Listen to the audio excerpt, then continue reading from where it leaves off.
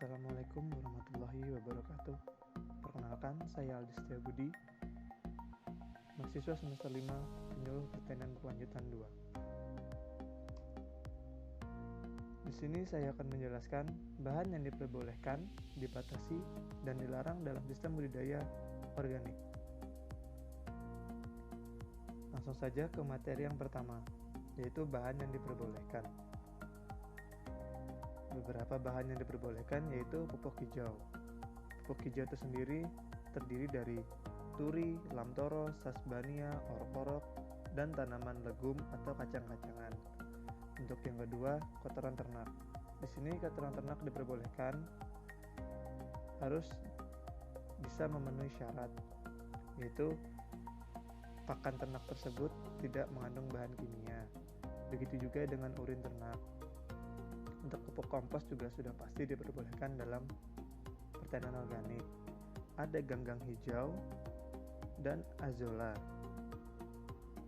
Azolla itu sendiri sumber nitrogen alami dan proses dekomposisinya cepat.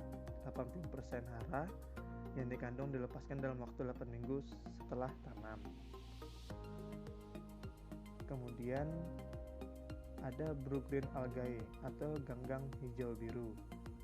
Dan selanjutnya ada pupuk hayati, ada rhizobium atau mikroorganisme penambat N2 udara yang bersimbiosis dengan akar tanam legum. Dan yang terakhir ada zat pengatur tumbuh ZPT dengan syarat harus yang alami. Untuk yang kedua, bahan yang dibatasi. Ada kotoran ternak. Ya, di sini seperti saya bilang pertama tadi, kotoran ternak tidak semua diperbolehkan karena tidak semua ternak memakan bahan organik. Begitu juga dengan urin ternak. Dengan kompos juga begitu. Kompos di sini dibatasi bila bahan media berasal dari budidaya non organik. Contohnya seperti media jamur merang berupa campuran serbuk gergaji dan bahan organik lain seperti jerami pada sumber kalium. Dan selanjutnya ada dolomit. Dolomit dibatasi karena kadar logam berat Pb, Cd, Hg, dan As dan penggunaan terbatas. Diaplikasikan untuk meningkatkan kemasan atau pH tanah atau menanggulangi kekahatan Mg. Dan selanjutnya gipsum. Dibatasi karena memiliki kadar logam berat sama seperti dolomit tadi. Sedangkan untuk kapur sama, masih seperti kadar logam berat. Dan yang selanjutnya batuan fosfat. Dibatasi masih tetap sama karena kadar logam berat PbCd kurang lebih 90 ppm, Hg dan As dan penggunaan terbatas, diolah secara fisik berupa penghalusan atau granulisasi. Selanjutnya unsur mikro, ada gambut. Unsur mikro tadi dibatasi hanya yang berasal dari bahan tambang dan digunakan terbatas dan diolah secara fisik berupa penghalusan atau granulisasi. Sedangkan untuk gambut sendiri dibatasi penggunaannya sebagai media tanam dalam pot karena diolah secara fisik dalam kondisi kadar air alami. Eksplorasi gambut secara berlebihan akan merusak ekosistem gambut. Dan yang selanjutnya